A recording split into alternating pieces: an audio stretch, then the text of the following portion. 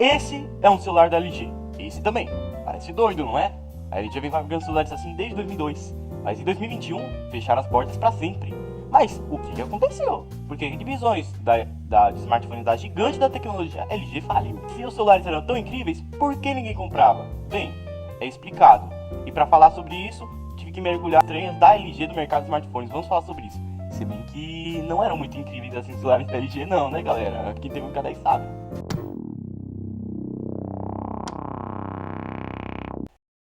Para quem não sabe, a LG é uma potência tecnológica da Coreia do Sul, assim como a Samsung, famosa pelos seus televisores e eletrônicos pessoais. São bastante conhecidos pela sua tecnologia com telas, especialmente fora da Ásia, da América e Europa. Assim, a Samsung e a LG investiu cedo no mercado de smartphones. Na época, cada celular era bem único, diferente de hoje. Não havia um tamanho de tela padrão, um formato ou forma.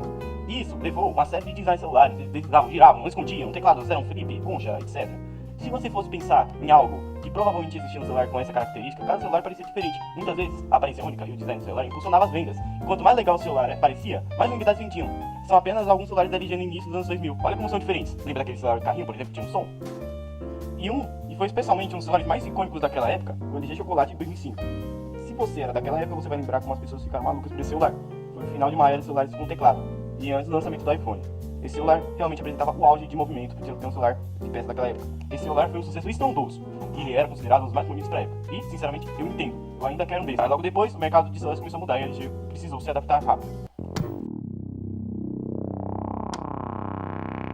Como eu já disse antes, eu vou repetir. O lançamento do iPhone em 2007 mudou tudo. Ele foi tão revolucionário que ele fez todas as empresas demorarem anos para alcançar o nível da Apple. Naquela época, a LG lançou um celular que era tão bom, exceto sua câmera. Sua câmera era melhor que a iPhone e tinha gravação em câmera lenta. Dizem que ele vendeu mais que o iPhone por 5 semanas consecutivas no Reino Unido. Isso é insano e realmente mostra quanto a LG dominar o mercado dos smartphones antes do lançamento do iPhone. Pela sua queda, foi ainda mais impressionante. A LG, assim como todas as fabricantes, teve que se adaptar rápido aos smartphones. Sem teclado, quando surgiu o Android, software open source desenvolvido para qualquer um que quisesse desafiar a Apple. A LG começou a fabricar celulares Android ao lado dos concorrentes. E aí as coisas começaram a ficar mais difíceis.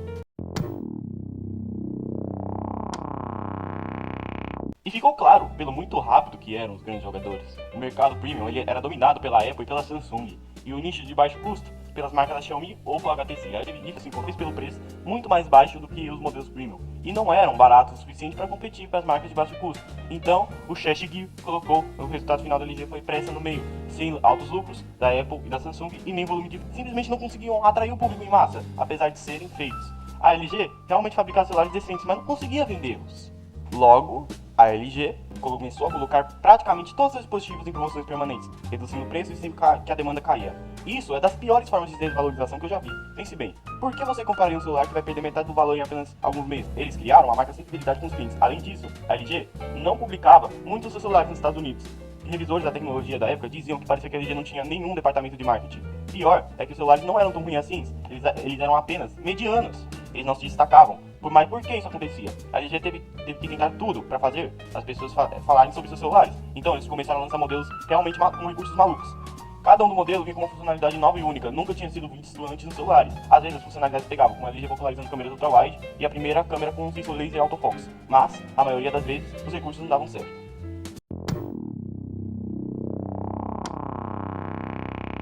Só para citar alguns exemplos, eles lançaram aquele LG G Flex lá com a tela curva, ou outras sessões modulares, como o G5, por exemplo, um que fazia a leitura das suas veias com câmera frontal pop-up e até curvava. Alguns eram até legaisinhos no papel, mas na prática eram meio inúteis.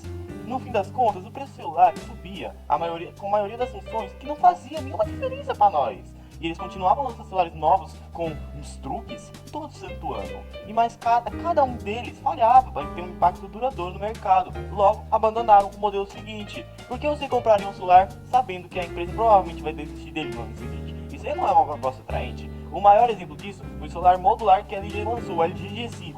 Eles mostraram a ideia que você poderia adicionar módulos no celular, mas no fim das contas, quase nenhum módulo foi feito. Você acabava com o celular que desmontava e ainda custava caro. E o pior é que, por conta do custo de desenvolver esses recursos, o celular era só ok. Em termos de especificações, ele sempre entregava alguma coisa um pouquinho abaixo. Empresas sempre pareciam celulares assim, de celulares mais top de linha. E esses celulares com uns truques especiais estavam alguns passos atrás em termos de hardware. Mas essas tentativas de criar algo novo resultaram em celulares que não se pareciam nada com o que já existia. E pior, nem sequer faziam um celular da mesma marca. A LG não tinha identidade forte com os celulares, o que tornava tudo ainda mais confuso.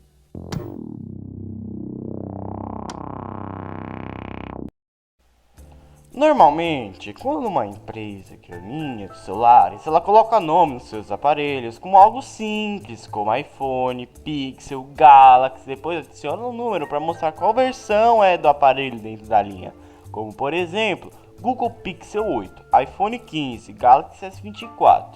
Quando a empresa tem muitos modelos de celulares, geralmente ela coloca uma letra para designar, por exemplo, a gama alta, média, por exemplo, a Samsung tem a linha S, que são os seus melhores aparelhos, e a linha A, que hoje em dia é de entrada, e a linha J, que já foi de entrada também.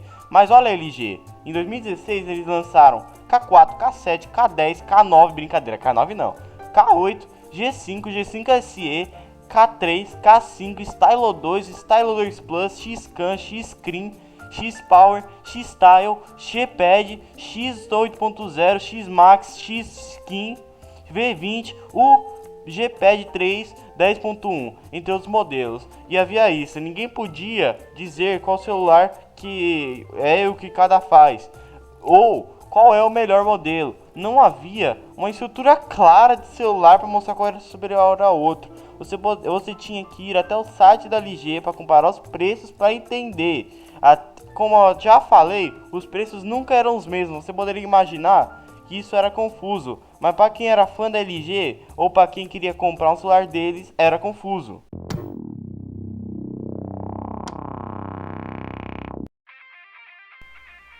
O pior de tudo é que a LG não dava nenhum motivo de suporte para esses celulares.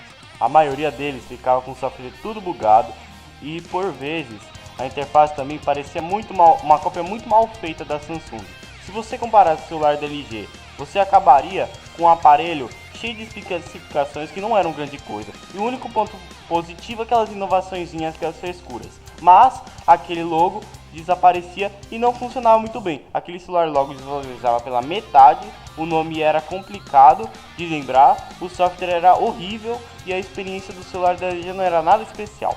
O que sobrou de bom em tudo isso? Nada. E você pode ver que a empresa falhou, né? Acabou fechando em 2021, todo ano menos pessoas compravam celular da LG, ficava cada vez mais difícil reconquistar clientes com Samsung, Apple e Google. No fim das contas, esses celulares não tinham nada de marcante que fosse útil no dia a dia. Em 2020, a LG começou a procurar alguém para comprar suas divisões celulares, citando 2 anos de prejuízos, era tão grave que ninguém queria comprar.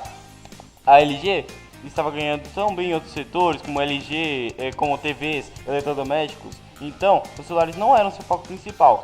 E eles simplesmente resolveram fechar, né? Não fazia sentido manter esse negócio. E basicamente esse é o fim do vídeo. Então, se você gostou, eu quero que você comente qualquer bosta, pode ser até me xingando, e se inscreva aí, porque sim. Falou e tenha um bom dia.